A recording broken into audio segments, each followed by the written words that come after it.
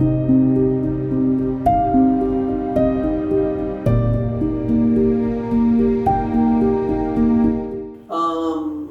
guess when me and my friends all got our licenses, we'd all drive up to the top of the summit and hang out late at night, you know, being all young and in our teenage years and starting to be a little bit free. So yeah, just spontaneous drives to the summit.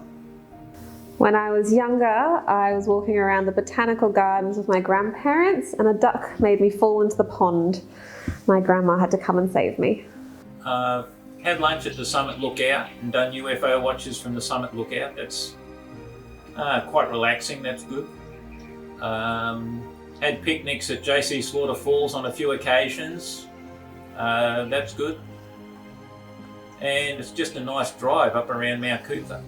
I went through a phase where I used to just love going and walking through the botanical gardens, and particularly going to see all the new, you know, it's constantly evolved there, and I loved going to see the new precinct.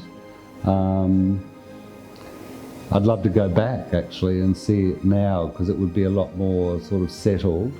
But I enjoy just putting a podcast, you know, listening to a podcast and walking around the gardens. Yeah, I just love it. I feel like I never actually planned to go to the Lookout, but it just seems to be something at nighttime. If nothing else is open, you just go like, why don't we go to Mount Coot-tha?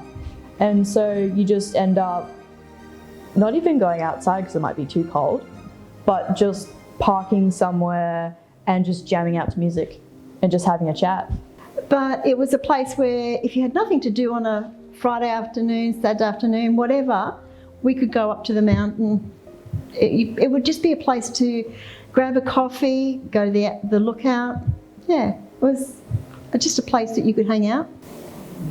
A bit of a different take on it. It was following the floods in 2011. The Botanical Gardens at Mount Coot-tha were one of the points where people would come who were volunteering for the Mud Army, and I went along that weekend to volunteer for the clean-up.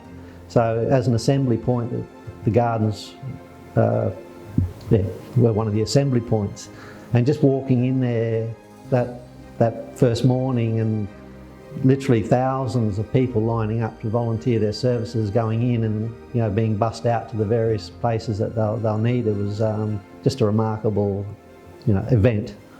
Do you have any fond memories of visiting the planetarium as a school kid? Yeah, all the time. Well, a lot of them. So we used to go, I think it was once a year, occasionally we go see them, but what really stuck by me was the Mars rover exhibit / video that they'd show about how just all of the engineering technology behind what went into landing on the surface of Mars. You think that's what led you to your current career? It definitely piqued an interest. Oh, without going into too much detail, just probably parking up my car with my current girlfriend. Just some random car park somewhere. We won't go into detail.